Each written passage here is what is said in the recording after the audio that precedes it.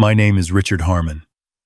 I'm 67 years old, and for the last 4 months, I believed I had become invisible in my own home. Then one Tuesday evening, my son looked me in the eye across the dinner table and told me I was a guest in the house I had paid off 30 years ago. I nodded slowly, set my fork down, and said nothing. They took my silence for surrender. They had absolutely no idea that 3 weeks earlier, I had already met with my attorney and signed the paperwork that would change everything. Before I tell you how this unraveled and how I finally stopped being invisible, let me know where you're watching from in the comments below. And if you've ever sacrificed everything for your family only to be treated like a stranger, hit that like button, because you are going to want to hear how this ends. My wife Dorothy passed away 10 months before any of this happened. 41 years of marriage. And then one February morning, she was simply gone. A stroke. No warning, no goodbye. Just the sound of her coffee cup hitting the kitchen floor at 6:15 in the morning, and a silence that has lived in the walls of our house ever since. The house itself is a craftsman bungalow in Myers Park, Charlotte, North Carolina. We bought it in 1989 for $112,000, which felt like an impossible amount of money at the time. I was 32 years old, and a newly certified public accountant with 2 dress shirts and an ambition that made up for everything else.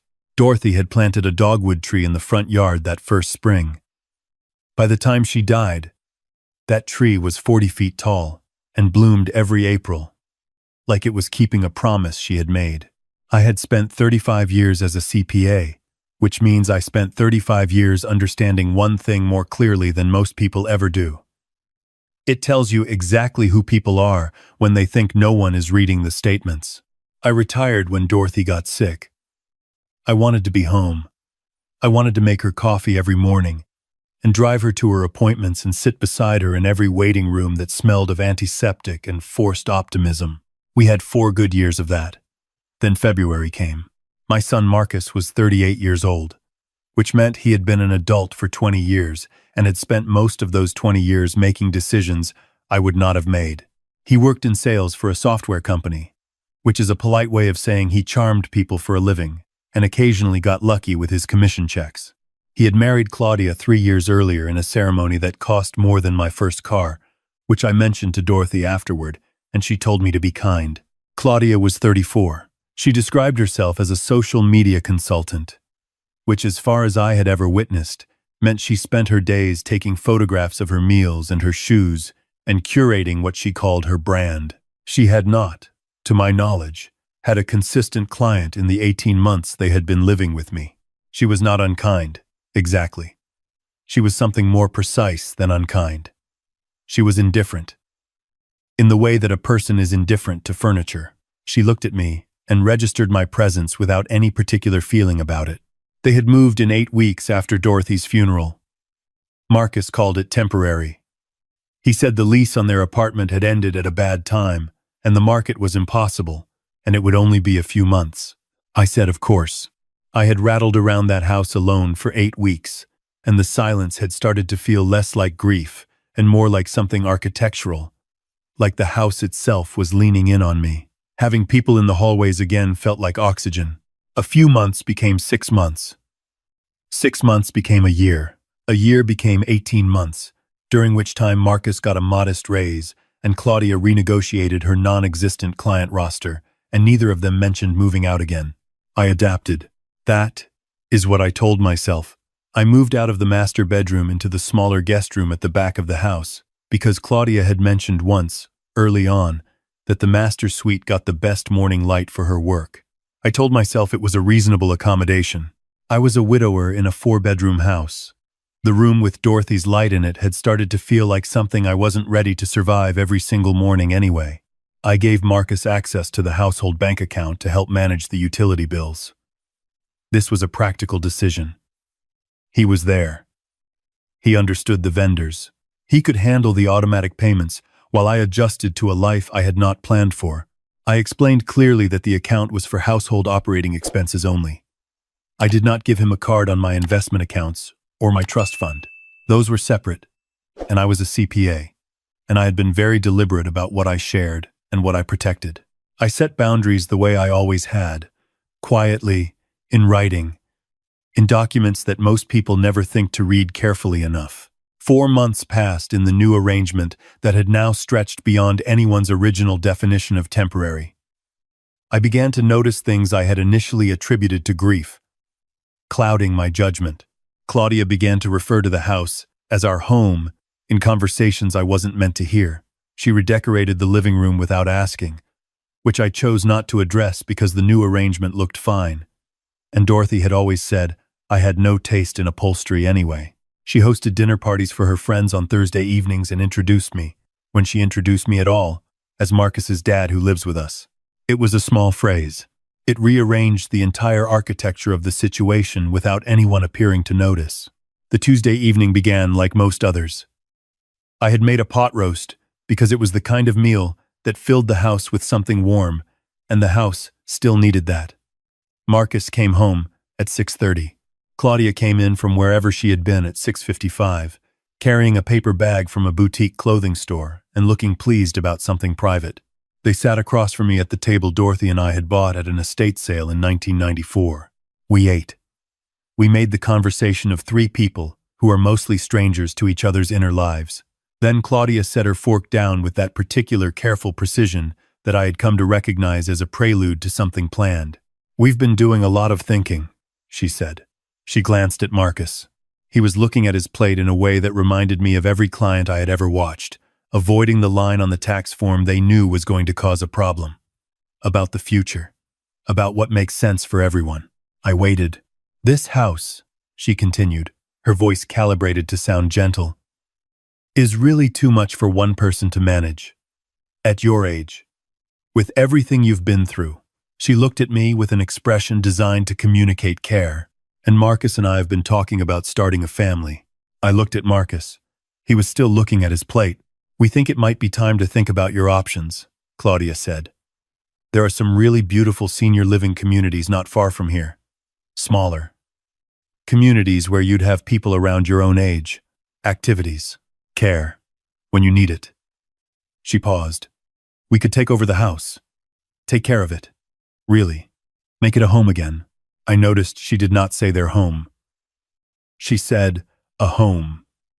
The distinction seemed to please her, as if she had workshopped the language carefully. I looked at Marcus. He finally looked up. "We just want what's best for you, Dad," he said. And I heard in his voice the echo of Claudia's rehearsal. He had been practicing that line. "I'm not going to a senior facility," I said. "I'm 67 years old and I have a bad knee, not dementia." Claudia's expression shifted into something that required more effort to maintain. "We're not saying right now," she said, her voice losing a degree of warmth. "We're just saying it's something to consider." "I'll consider it," I said. I picked my fork back up. I thought that was the end of it for the evening, but Marcus set his own fork down with an energy I had not seen from him before. Something that felt borrowed, rented from somewhere. Possibly from his wife's confidence in the plan they had agreed upon before I sat down at this table. "Dad," he said, "we can't keep living in limbo. Claudia is ready to move forward with our life. We're trying to have a baby.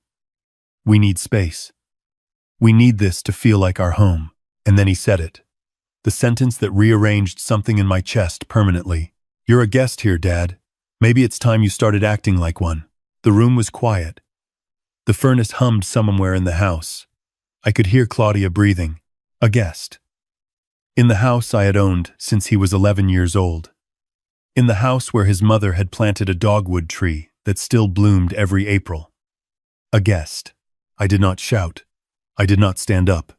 I was 67 years old, and I had spent 35 years in rooms with people who said things that were untrue. And I had learned a very long time ago that the loudest voice in the room is almost never the most powerful. "All right," I said. "I hear you." Claudia exhaled. Marcus relaxed his jaw.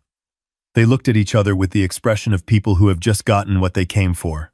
What they did not know, what I had not told anyone at that table, was that 3 weeks earlier, I had driven to the office of my attorney, a woman named Patricia Walsh, who had handled our estate planning for 15 years. I had driven to her office because 6 weeks before that dinner, I had started paying attention in a different way. It started with a bank statement. I reviewed the household account on the first of every month, a habit from decades of professional practice. In September, I noticed a charge from a home furnishings company for $1,100 that I had not authorized. I assumed it was an error. I checked October. There were 2 additional charges I didn't recognize. A spa appointment for $420 and a reservation deposit to a resort hotel for $800. I said nothing. I simply opened a notebook and began writing things down with dates. By November, I had a notebook with 19 entries totaling $6,340 in unauthorized charges to the household account. Not enormous amounts, careful amounts. The kind of amounts that a person takes when they believe the other person isn't reading the statements closely enough. I drove to Patricia's office on a Thursday morning. I brought the notebook. I brought the statements.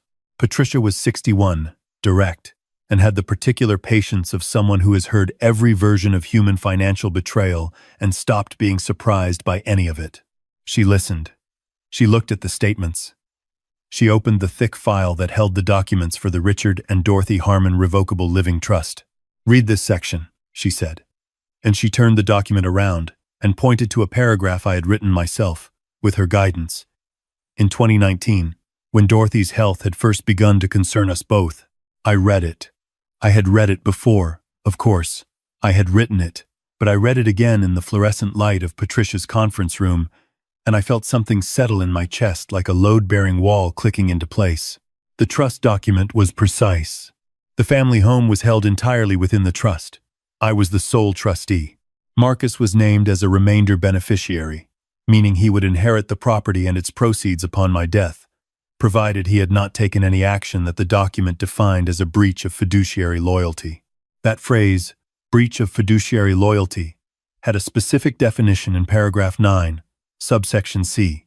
It included, among other things, any unauthorized use of trust-held assets or funds designated for trust maintenance purposes, and any action taken to prematurely diminish or transfer the trustee's right of occupancy. The household account was a trust maintenance account. The charges Claudia had made were unauthorized uses of trust assets. Every entry in my notebook was, in legal terms, a breach. Patricia had looked at me over her reading glasses. "Did you give written authorization for any of these charges?" "No," I said. "Did Marcus sign the trust document as an acknowledging party?" "Both of them did," I said. "At closing, in 2019. Patricia sat back. Then she knew. She said simply. I nodded. "I know, Richard," Patricia said, and there was something careful in her voice. "I do," I said. "That's why I'm here." We spent 2 hours that morning. When I left, Patricia had a list of instructions, and I had a plan that was already in motion before Marcus ever set his fork down at my dinner table to tell me I was a guest in my own house. I did not change my behavior in the days following that dinner. I drove to the grocery store. I watered the dogwood tree, even though it was December, and didn't need it. I was polite at breakfast. I was invisible in the evenings. I was, in every visible way, the defeated old man they believed they had handled. What I was actually doing was listening. 2 days after the dinner, I came home in the early afternoon and heard Claudia's voice from the upstairs hallway. She was on a phone call. The house had good acoustics. Dorothy had always said the craftsman bones carried sound. "He's not going to fight it," Claudia was saying. Her voice had none of the careful warmth she performed at the dinner table. It was flat and fast and sure of itself. "He's too tired. He's been a mess since Dorothy died. He'll take whatever we offer him and be grateful someone's paying attention." A pause. "I've already contacted 2 facilities in Ballantyne. I told them we were looking for placement early next year. We pay out whatever small amount we negotiate with him, sell it by spring, and we're done." I stood in the front hallway of my house and listened to my daughter-in-law plan the transaction of my remaining years, the way I had watched clients plan the liquidation of underperforming assets. She was not speaking to Marcus. The tone was too comfortable, too unguarded. She was speaking to someone who already knew the plan. Someone who was helping build it from the outside. I walked quietly back to my room. I sat on the edge of the bed. Dorothy's reading chair was in the corner, still with the small dent in the cushion where she had always sat. I looked at it for a long time. I was not angry. Anger was a reaction, and reactions are what people have when they haven't prepared. I was something else. I was a 67-year-old man who had spent his entire career understanding that documents tell the truth when people won't. And I had been very, very careful with my documents. I called Patricia from my car, parked 3 blocks away where no one in the house could see me. "It's time," I told her. "How much time do you need?" she asked. 2 weeks, I said. "I want to be somewhere else when it happens." Patricia understood. "I'll have everything prepared." I spent the next 10 days moving carefully. I was a CPA. I knew how to do things in the right order. I called my financial advisor and repositioned 3 accounts that Marcus had believed, based on a conversation we'd had 18 months ago, were considerably smaller than they actually were. He had never asked directly. I had never volunteered the full picture. A man who spent his career helping other people protect their assets learns early that the most important protection is the one no one knows you've built. I also made a phone call to a real estate agent in Asheville, North Carolina, 80 miles west in the Blue Ridge Mountains, where Dorothy and I had talked about retiring before her health changed our plans. Her name was Gail. I had found her online, and she had exactly the energy of a person who has sold enough property to know that cash buyers are a particular species of gift from the universe. I told her what I was looking for: a house with a view, space for a workshop, 1 story or with an elevator. Something that didn't need much from me, because I was planning to simply live in it, which was something I hadn't done in a while. Oh, she called me back the next morning with 3 listings. The second one stopped my scrolling. It was a contemporary mountain house on 4 acres, 3 bedrooms, floor-to-ceiling windows facing the western ridgeline, a wraparound porch that caught the afternoon sun from October through March. The price was $1.1 million, which was a number that would have been paralyzing to the 32-year-old man who had bought a Craftsman bungalow in 1989, and was not paralyzing at all to the 67-year-old man who had spent 35 years being very careful about money and had the accounts to prove it. I flew to Asheville on a Thursday. I told Marcus I was visiting an old colleague in Raleigh for a few days. He nodded and Claudia smiled, and neither of them asked any questions at all, which told me everything I needed to know about how invested they were in the details of my life. I walked through the Asheville house on a Friday morning, with the Blue Ridge visible through every south-facing window and the smell of cold pine coming through the cracked open door to the porch. The realtor was professional and quiet. She seemed to understand that I wasn't looking for a sales pitch. I stood on the porch for about 10 minutes. The mountain sat exactly where it had always been and didn't care about any of this, which I found deeply comforting. "I'll take it," I said. "Cash. I'd like to close as quickly as the title company can move." Gail looked at me with the expression of a woman who has learned not to show all of her reactions. "I'll make some calls," she said. I drove back to Charlotte on Saturday morning. I walked in through the front door, hung up my coat, and found Marcus and Claudia at the kitchen table with a man I didn't recognize who was holding a leather portfolio. He was wearing the kind of suit that real estate attorneys wear when they want to look like they're on your side. All 3 of them looked up. Claudia's face did a complicated thing. "Dad," Marcus said. "Hey, I didn't know you were coming back today." "It's my house," I said pleasantly. "Who's this?" The man in the suit introduced himself with a name I immediately forgot. He said he was a family property transition specialist, which is a phrase I had never heard before, and which meant, I understood, that he helped families move elderly relatives out of properties they owned so that other people could benefit from those properties. "We thought it might be helpful to have someone objective walk through the options," Claudia said. Her voice was the careful, warm version. "Just information. Just so everyone has the full picture." I looked at the 3 of them sitting at my kitchen table, at the table Dorothy and I had bought at an estate sale in 1994. I looked at the leather portfolio. I looked at Claudia's carefully arranged expression. I thought about her voice in the upstairs hallway. Pay out whatever small amount we negotiate with him. Sell it by spring. That's very thoughtful, I said. I appreciate you thinking of me. I smiled at the property transition specialist. I've already handled things on my end, I told him. But thank you for coming in. I walked down the hall to my room.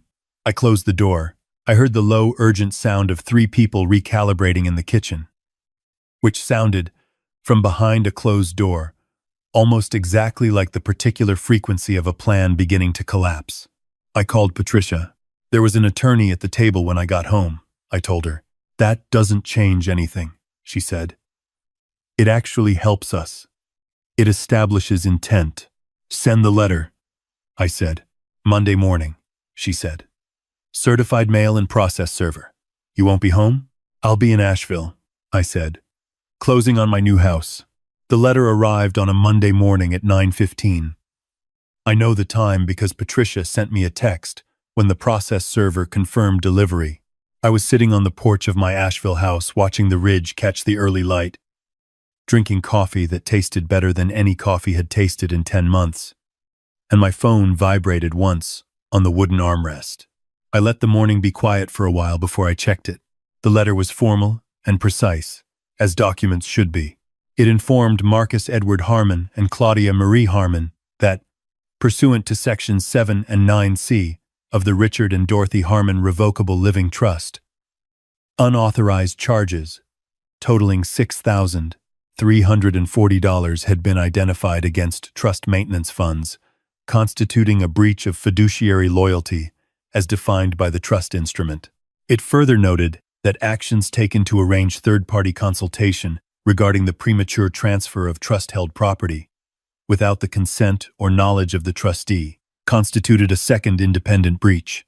As a consequence of these breaches, and pursuant to the trust's amendment provisions signed and acknowledged by both parties in October 2019, Marcus Edward Harmon and Claudia Marie Harmon were hereby formally removed from the remainder beneficiary designation of the Richard and Dorothy Harmon Revocable Living Trust, effective immediately. Additionally, as the trust held full legal title to the property at address, and as neither respondent held any independent property interest, they were given 60 days to vacate the premises. 60 days, not 30.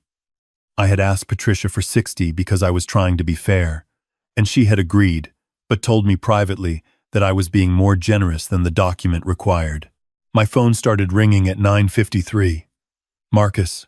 I watched his name appear on the screen and disappear as the call went to voicemail. It appeared again. I let it go again. The third time, I picked up. Dad. His voice was the voice of a man standing at the edge of something he hadn't seen coming, which was exactly where he was. What is this? What did you send us? There's a man here, a process server, and there's all this legal. What is happening? Did you read the letter? I asked. I'm reading it right now. His voice was climbing. It says we're removed from the trust. It says we have to leave. Dad, this is our home. We live here.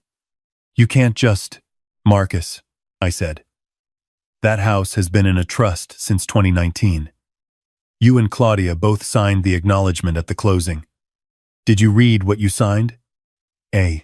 For this. A pause. A long one. We just signed what the attorney put in front of us. I know, I said. And that was the whole of it, really. They had signed a document they didn't read, because they never believed the document would matter. I had written a document, knowing that it might, someday, matter enormously. Dad, you can't do this. His voice shifted, cracked slightly. This is because of the dinner. Because of what I said. I'm sorry about what I said. Okay? I was stressed. Claudia and I were stressed. We didn't mean... Is Claudia there? I asked. A hesitation. Yes. She's here. Ask her, I said, who she was talking to on the phone when I came home 2 weeks ago. Ask her about the conversation about selling by spring. Another long silence. I heard Claudia's voice in the background. Defensive, explaining. I heard Marcus's voice, lower now, asking something I couldn't make out, then a silence that sounded different from the others, heavier, with a different texture. When Marcus came back on the line, his voice had changed. She said she was just exploring options, he said, but the certainty was gone from it. Marcus, I said. I looked at the mountain in front of me. I'm going to say something to you that I need you to actually hear. Your mother and I built that house for 40 years. It was in a trust, because I spent 35 years watching what happens to people who don't protect what they've built. I didn't do it to trap you. I did it because documents tell the truth when people won't. And I needed to know that the things we built together would survive no matter what. I paused. Claudia made unauthorized charges against the trust account for 4 months. You sat at my dinner table and told me I was a guest in my own house. And while I was in Raleigh, you brought an attorney to my kitchen to discuss how to remove me from my property. My voice was still calm. It had to be. So yes, I invoked the trust document. And yes, you have 60 days. The silence on the other end went on long enough that I wondered if the call had dropped. Then, where are you, Dad? Asheville, I said. I bought a house. More silence. Then, quietly, are you okay? It was the first time anyone had asked me that, since Dorothy died, who wasn't a grief counselor or a neighbor who stopped by once and never came back. I sat with the question for a moment. I'm getting there, I said. The 60 days passed as cleanly and legally as Patricia had promised they would. Marcus and Claudia moved to an apartment in South End, Charlotte. A short-term rental, I knew, cost them considerably more than they were prepared for. I heard about this from Marcus, who called me twice that month with a different tone than he had used before. A tone stripped of performance, just a man in an apartment he couldn't comfortably afford, sounding like someone who was beginning, slowly and painfully, to understand the shape of the situation he had contributed to. I did not take pleasure in that. I want to be clear about that. I am 67 years old, and I have attended enough funerals and closed enough estates and watched enough families fall apart over money to know that there is no pleasure in the moment when someone you love hits the edge of what their choices have cost them. There is only the particular quiet of a man who knows that some lessons cannot be taught in any other way. The house in Myers Park went to a listing agent in April. Patricia had recommended her. The market in Charlotte, as Claudia had accurately assessed from my living room, was indeed extraordinary. The house sold in 11 days. 3 offers. The final price was $940,000, which was $828,000 more than Dorothy and I had paid for it in 1989, which I thought about on the morning of the closing, with a feeling that was not quite happiness, but was something in that family of emotions. I paid Patricia. I paid the transaction fees. I transferred what remained into the trust. I drove to Asheville with my car full of boxes and Dorothy's reading chair in the back seat, still with the dent in the cushion. The dogwood tree I could not bring with me. I stood in the front yard on the last morning and looked at it for a long time. It was April, and it was blooming. White flowers against a gray sky, exactly as it had every April for 35 years, keeping the promise she had made. I took a photograph of it. I am not a man who takes many photographs, but I took that one. Then I got in my car and drove west toward the mountains. Marcus called me in May. He had found a job with a different company, a smaller one, better suited to someone who was tired of performing for people he didn't respect. Claudia and he had separated. I had expected this, and he had not, which meant he was in a particular kind of pain that I recognized as the pain of a man confronting the distance between who he thought he was and who he had been. It is not a comfortable distance. I need to ask you something, he said. Ask, I said. Did she take money from the account the whole time, not just at the end? From about the 4th month, I said. Small amounts. Spread out. He was quiet for a long time. I didn't know, he finally said. I know you didn't, I said. And I meant it. That was the tragedy of Marcus. Not that he was malicious, but that he had been willing to be directed by someone who was, and had called it love. Dad, he said, I said something to you at that dinner table that I would give almost anything to take back. You're a guest here. I said that to you. His voice broke slightly on the last sentence, in a way I recognized, because it was the same break that had been in my own voice, standing in the hallway after Dorothy died. When the house was quiet, and the coffee cup was still on the floor, and I had to decide how to live in a world that had rearranged itself without my permission. I know, I said. I don't know how to fix it, he said. You fix it the way you fix anything, I told him. You don't stop. There's a guest room on the main floor of the Asheville house. One story. Because I asked for one story. And the view from that room faces east and catches the morning light in a way that Dorothy would have loved. I have not offered it to Marcus. Not yet. He hasn't asked, which may mean he understands, the way a person understands a document they have finally read carefully, that some things have to be earned. But I leave the porch light on in the evenings because the mountain road can be dark, and because I am 67 years old and I know something that took me most of my life to learn. A door that stays open is not weakness.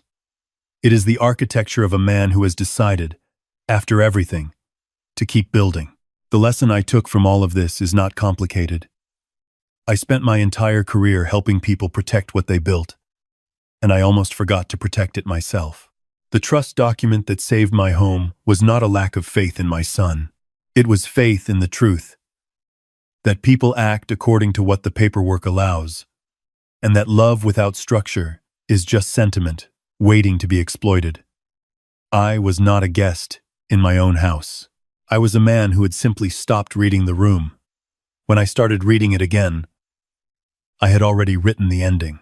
If this story spoke to something you felt, hit that like button and subscribe so you don't miss what comes next. And tell me in the comments, was I right to give Marcus 60 days instead of 30? Or was I still being too generous with someone who called his own father a guest?